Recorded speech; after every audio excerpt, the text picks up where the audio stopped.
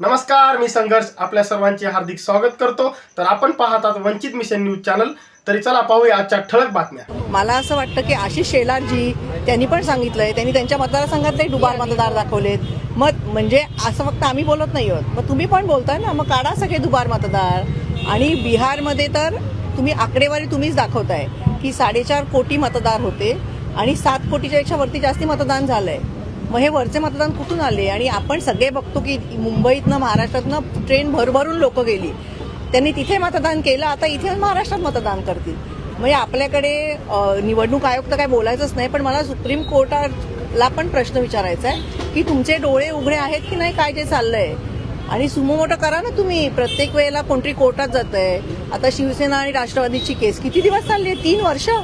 3 वर्ष तुम्ही पक्षाची केस लढताय आणि सुप्रीम कोर्ट एवढं बिझी आहे की त्यांना वेळच देत नाही।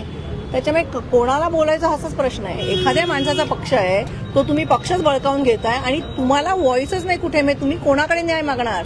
आपण न्यायदेवतेकडे बघतो आणि न्यायदेवता जर या एवढ्या इम्पॉर्टंट केसमध्ये जर एवढी बिझी असेल की आता जर जानेवारीची डेट लागली, मी तोपर्यंत इलेक्शन होऊन जातील, मग काय फरक पडतो अजून 3 वर्ष? याला काहीच अर्थ उरत नाही ना एकीकडे। आणि माझं असं म्हणणं आहे, खात्री आहे ना की तुम्ही भरपूर काम केलंय, तुम्ही निवडून येणार आहात, मग या ना सरळ मैदानात आणि लढा ना। हे असं चोरी छुपे कशाला? 1700-1800 कोटीची लँड डील झाली, त्याच्याबद्दल 0 केस आहे। म्हणजे आपण साधं मराठी माणसाने आता ह्यांनी पण रजिस्ट्रेशन केलं असेल, त्याचे पैसे घेतात। तुम्ही एखादी आईनी मुलाला गिफ्ट डीड केली तर ती फ्री आहे सांगतात, त्याच्यावरती जीएसटी लावतात।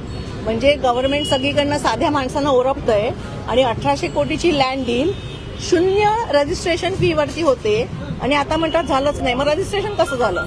डीलच झालं नाही तर रजिस्ट्रेशन कसलं झालं? आणि त्याच्यावरती 0 केस लागते।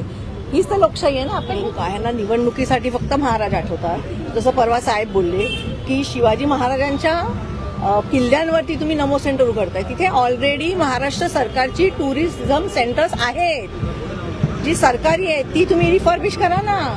आणि तिथे छत्रपतींच्या पेक्षा मोठी कोणाची नावं आहेत का? तर तसं तरी सांगा की त्यांच्यापेक्षा आम्ही मोठे आहोत, आम्ही आमची नावं देणार।